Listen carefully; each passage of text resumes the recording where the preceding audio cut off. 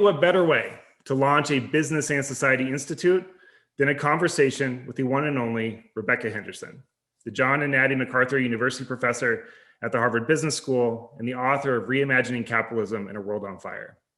She is also one of 25 university professors at Harvard, a research fellow at the Bureau for Economic Research, and a fellow of both the British Academy and the American Academy of Arts and Sciences.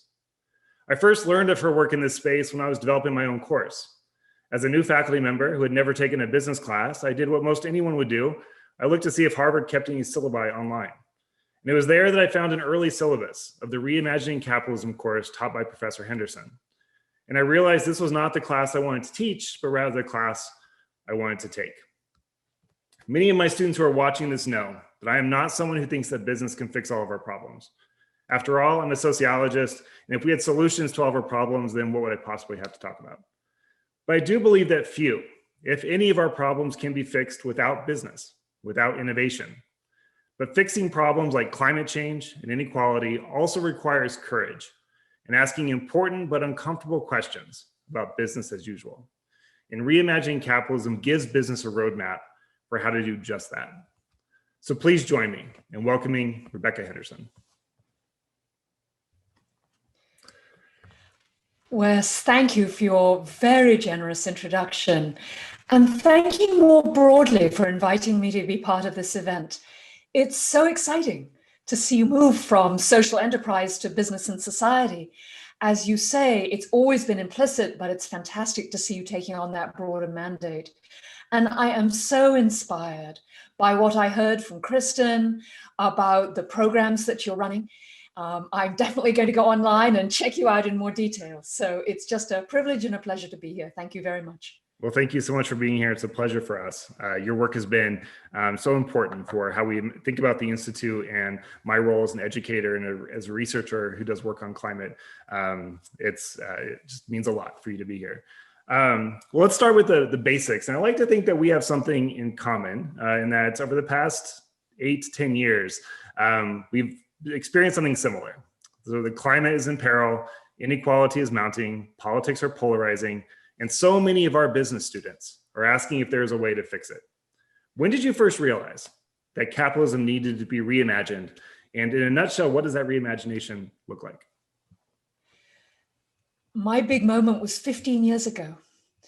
I was helping to edit a book called Accelerating Innovation in Energy, Lessons from Other Sectors. And we had a whole group of experts telling us about what had really driven discontinuous innovation in agriculture and chemicals and the internet and supercomputers. And 3 big lessons emerged. One was you needed a lot of innovation and often public support for R&D. Another was, and this won't surprise you, that you have to have a lot of entrepreneurs in the mix because entrepreneurial firms really open things up and try new ideas. And the third was you needed strong demand for whatever was new. So that was my idea to the introduction to the idea that we needed some kind of policy if we were going to address some kind of policy if we were going to address climate change. In the best world, I'm an economist, you might price fossil fuels at their real cost, including the damage that they cause. And that would mean that renewables and other alternatives to fossil fuels would look pretty attractive in the market and would have a huge demand. So I became really interested in why don't business leaders lobby government for a policy that would unleash all this amazing innovation that would then address climate change and we would be done and it would be amazing. And so I came to realize that we needed to really think about the relationship between business and government, business and the broader society, if we were to trigger the kind of innovation that would make change. That was a 15 years ago revelation. And how have students responded to you teaching this and then writing the book? So the students say, well, that's a very interesting idea, Professor Henderson. How do we make money right here, right now in our company? And so I, of course, grounded my teaching and my research in, is there a business model for firms to engage on issues of climate change? And how far will the business model take you? And I found that it would take you a pretty long way. Wes, your research is in this area. You know more than I do about how many business models exist that allow companies to really engage with social and environmental problems. And that was a fantastic thing to discover and something I really enjoyed. But then together with the students, we tiptoed out into this difficult area of solving the collective action problem. Because individual firms can make an incredible difference in supporting entrepreneurs, and investing in socially oriented firms is incredibly important. But many of the problems we face can only be addressed if we all act together. And so I got very interested in how firms can do that and what that might mean for how we think about finance and how we think about business action. And in the beginning, I would say that my students thought I was eccentric. You know, these are really big questions, Professor Henderson.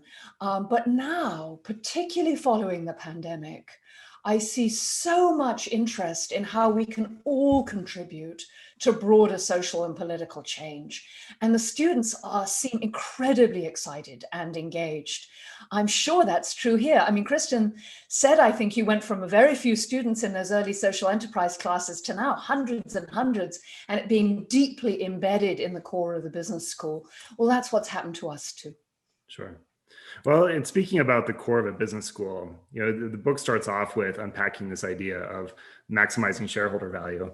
And I have a story about this, how I first sort of encountered this in the business school, which I can share if you're interested. But it's been revisited a lot in recent years. You know, it was the 50th anniversary of the Milton Friedman piece last fall, the letters from Larry Fink at BlackRock, the Business Roundtable statement. You don't ask us to get rid of that idea altogether, but rather to recognize that maximizing shareholder value when the rules aren't fair, we don't have the right institutions in place, can cause a lot of harm. Is that right? Can you elaborate? Wes, exactly. I'm a huge fan of free and fair markets, and I'm a huge fan of giving a decent return to investors. I have nearly 30 years cumulative experience on public boards, so I understand the demands of the capital market and the fact that they must be met. But at the same time, when you think about the deepest moral commitments of capitalism, I think they're to prosperity, to creating wealth through efficiency and innovation, and to freedom, to the ability of everyone to make their own choice in their economic life, and through that choice, build a life and a family that allows them to be a full citizen of the society. So, you know, I'm a huge fan of markets and what they do. But here's the issue. Markets only work their magic when things are properly priced. You know, when prices are distorted, when you can burn fossil fuels without paying for the damage that you cause, when you can drive the costs of wages for your employees to the very bottom so they no longer have a living wage, it's not so clear to me that markets will produce prosperity and freedom. And so I came to believe that firms have a responsibility, yes, to maximize profits, but also for the institutions that keep the market free and fair, that ensure the rules of the game are in place. I mean, the example I talk about, as you know, is often one of the easiest ways to make money is to sort of influence the rules of the game in your favor, to make sure that you have a monopoly or that the authorities look the other way when something happens. I'm sure that's not what Milton Friedman meant. He meant real competition with clear rules set by a democratically accountable government. And that's, I think, what we should be aiming for. Thank you. I agree with you. I was working on a piece that I wrote with Christine Bader in the fall. We met with a bunch of folks who teach in law schools and business schools on human rights issues.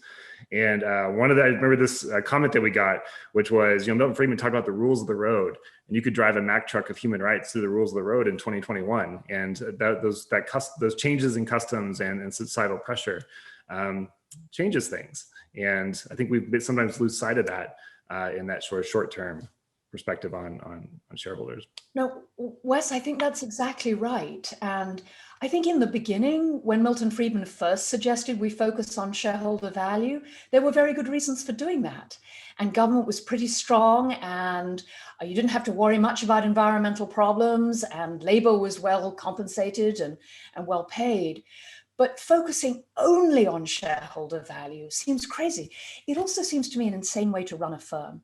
I mean, how many CEOs actually go into their firm and say, today we're going to maximize shareholder value? Of course not. You talk about the value you create for your customers and your employees and your society, and that's much more motivating. And money comes as a result of solving those broader problems. It's not per se a goal in itself. Absolutely. Which raises this issue of purpose, right? So a key step to reimagining capitalism is building high road or purpose-driven organizations. In the book, you give the example of Eric Osmundson, the CEO of a Nordic waste management company that was able to instill purpose and establish trust in his company and clean up a historically corrupt industry.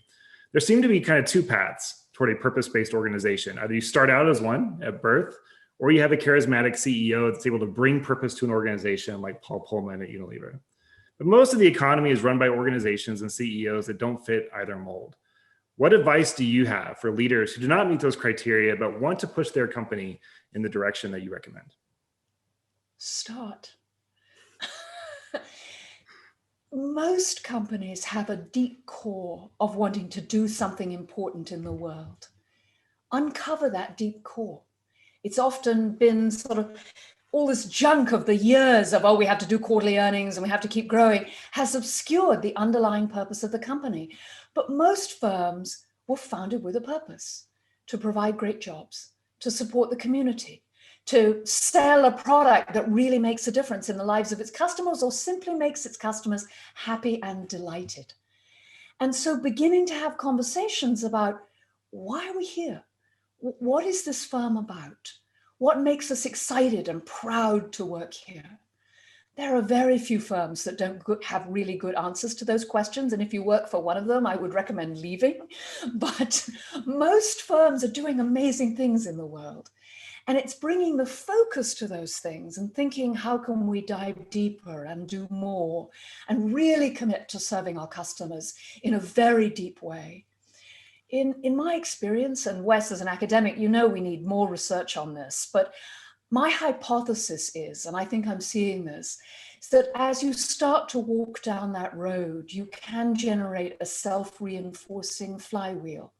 That as you treat your employees with dignity and respect, give them more power, empower them to do the right thing in pursuit of this purpose, that you can see those effects blossoming in increased productivity and innovation and just plain good times. And so I think there's an opportunity now to recreate firms. And the good news is our students and so many young people are so totally up for this agenda. They're so excited by the idea of being part of something larger than themselves and making money at the same time. So if you can liberate that energy and engagement that your employees bring, I think it's the royal road. Well, no, the difficult and rocky, but well worth taking and interesting road to building an authentically purpose-driven firm. You mentioned the importance of research on purpose. And I always tell my students when we discuss shared value is that the popular literature on shared value has a Malcolm Gladwell problem. Malcolm Gladwell always talks about how he gets critiques, either cherry picks his data or he states the obvious. And the irony is that you can't do both at the same time. And some of the shared value literature has that tendency. The wonderful examples, right, of really just amazing work done by firms. But also sometimes I think, well, these are just really smart business decisions, right? Cutting emissions by making your truck fleets more efficient. It's just a good thing to do for the bottom line. And how do we determine if that's purpose or if it's just good logistics? And if we can bring more research to the issue of what is the relationship between purpose and performance, I think we'll just have more insights. And so I'm curious to kind of hear your response. Wes, I think you're exactly right. And I particularly appreciate the way you point to the tension between purpose and profits, and you say, but sometimes they're not in tension. Sometimes the right thing to do is the profitable thing to do. Does that mean it wasn't purpose-driven? And I think we need to understand much more the role of purpose in taking risks, in creativity, in expanding vision. Because otherwise we tend to think there's always one obviously right thing to do to make money, but we know that's not the case. Business people face all the time decisions about, should I go left, should I go right? And I think of purpose as a way of informing that choice, shaping that choice, putting, if you like, a thumb on the scale towards the direction that's going to create a more social good or solve an environmental problem. How do we measure that? As you know, the literature in this area is kind of unsatisfactory. My reading is that in general, there's no obvious link between purpose and performance. My colleague, George Serafin, has some lovely research using data from 4 million employee surveys, suggesting that purpose only links to performance when it's tightly linked to strategy. Well, that seems deeply intuitive. Can we have more than one paper? Can we have sort of follow-up on that? I also wonder if sometimes purpose isn't linked to performance because, competition pushes, if purpose were easily linked to performance like that, everyone would be doing it. They're not, therefore it's not. But another way of thinking about it might be it's a different equilibrium. We can be stuck in a low road, I treat people like objects, I'm just making them money, don't bug me equilibrium. And then there's a high road where you invest in people, you invest in the purpose, and they compete with each other. And sometimes the high road equilibrium is better, and sometimes the low road equilibrium is better. And we don't have any models or data that are really thinking about this as a dynamic process. I do think the micro data suggesting that when employees feel that their superior is authentic, when they're given latitude at work, when they feel they're properly treated, the idea that that increases engagement and creativity, I think that research is pretty strong. It's the link between that and firm performance I think we need to understand in more detail. Sure. Well, I think this raises the questions about innovation as well. And you are known for your work on architectural innovation as sort of an alternative to disruptive forms of innovation or more incremental forms. And what is the role of architectural innovation in reimagining capitalism? So most innovation is incremental. We take the world as we see it, or we take the product as we see it and work on the pieces. So if I'm doing incremental innovation in a car, for example, I work on the engine and assume the rest of the car stays pretty much the same, or the steering wheel, or the door handle. In architectural innovation, you change the relationship between the pieces. Suddenly you're thinking about the entire system instead of just the pieces. And Wes, I know you think about this because you teach systems thinking and you try and give the students experiences of systems thinking. And that's the name of the game. That's what architectural innovation is. And you're seeing it in cars right now, right? No one knows what the vehicle of the future is going to look like. When we move to electric vehicles, what kind of car will it be? Who will use it? Who will drive it? How? How will we sell it? The whole architecture, not only of the product, but of the industry is changing. And my research suggests that that kind of transition is really hard. Sometimes people say to me, if this is so great, Rebecca, why isn't everybody doing it? And I think it requires a lot of energy and focus and emotional engagement to take on these kinds of big systems problems. But the good news is, I think, that purpose is the way through. That when you really care about where you're trying to get to, you generate levels of trust that enable this kind of reconfiguration. My scholarly research is all in something called relational contracts, which is just what economists call trust. And the sort of central insight, which to an ordinary person is like, really? Like that's an insight? Is that trust takes time to build. And you cannot simply declare, oh, everybody trust me, I'm authentic, I know what I'm doing. That has to be built gradually over time. And that takes time and energy. So we face massive architectural problems right across the economy. And what we're beginning to see, I think, is purpose-driven firms stepping up and beginning to try and solve them. I really love this chapter in the book on inclusive societies and inclusive institutions. So my training is as a political sociologist, and so I do a lot of work on the expansion of the state and the growth of civil society. And you write at length about the importance of business in building these inclusive societies. And you give the history of business and labor cooperation in Germany and co-determination as an example of this. There's currently a significant union drive at an Amazon warehouse in Birmingham, 2 hours from Atlanta. President Biden has said that he supports some of the efforts. And I'm curious if you think that maybe we are at a potential turning point with regard to the relationship between business and labor in the United States, given efforts like that, as well as larger discussions around the pandemic and the future of work. So Wes, you used the word union in a business school presentation. We're not recording this, are we? That's pretty intense. Most business people that I know are like, unions? Whoa, I don't want one of those. But the research suggests that some kind of organized voice for labor is strongly associated with lower levels of inequality and higher levels of social well-being. I think the intuition here is in a marriage, right? You need labor. Capital and labor need each other. And in a healthy marriage, you have partners who respect and talk to each other, a balance of power, if you like. If one partner calls all the shots, after a while, at least in my experience, not that I lived it personally, but looking around, marriages tend to degenerate. When one party has all the power, there's too much opportunity to mistreat or at least push to the wall the other. And so I actually think that the revival of labor organization is potentially very powerful and potentially a turning point. Now, just as there are all kinds of firms, there are all kinds of unions. So when we look at the German example, we see unions that are committed to growing the firm, that feel themselves to be joint partners in creating value, rather than just sitting back and wanting a larger share of the pie.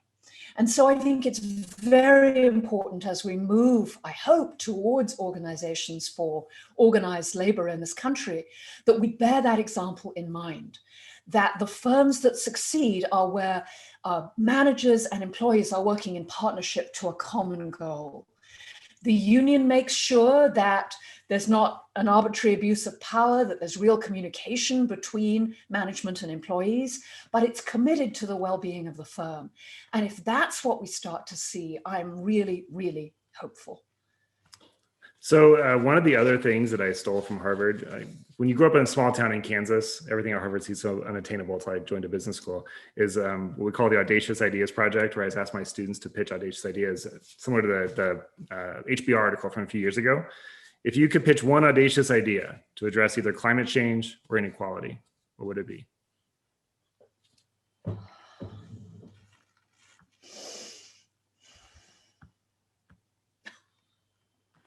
I'm not sure it's audacious, except in being difficult to execute, Wes. But my audacious idea is to get together with other business people and go down to the politicians and say, could you give us the rules that will let competition solve this problem, please? That's not audacious in that others have suggested it, but it is audacious and it's kind of hard to do in today's environment. So perhaps my audacious idea is business can be a bridge builder across our political divides, can find a way to help us work together to solve these incredibly tough problems. The Edelman Trust Survey suggests that the single thing that most people trust the most is the firm they work for. And so maybe as firms, as business leaders, we can say climate change is real. There's real debate about how to fix it, but let's start and let's get going and let's talk about it. Inequality has horrible effects on our society. So does racial and ethnic exclusion. Let's begin to talk about how to solve them and about what our firm could do to make a difference. So I think that's my audacious idea. Let's see if businesses can begin to build the conversations we so urgently need to help us solve these problems. And I think this is why you see a lot of environmental organizations asking the business community to sort of lean into the policy process and advocate for renewable energy policy and climate smart policy that will be good for business, but help us achieve our goals to try and solve the climate crisis, which is a different way of thinking about business and climate. Well, sorry. We have getting lots of questions from our audience. I want to pass things over to Omar in a second, but I just want to share one more thing. I've read your book 3 times. The first was when it came out last spring, then again last fall in preparation for teaching a few chapters. And the third time was this week in preparation for it tonight. And I must admit that the first 2 times I read the book, I focused mostly on the first 7 chapters. But the third time I read it, I made sure to really focus on the conclusion. It's a beautifully written and deeply personal chapter about the tragic loss of your husband and your own Buddhist belief system. And toward the end of the chapter, you write something that has stuck with me all week, and I just want to share it.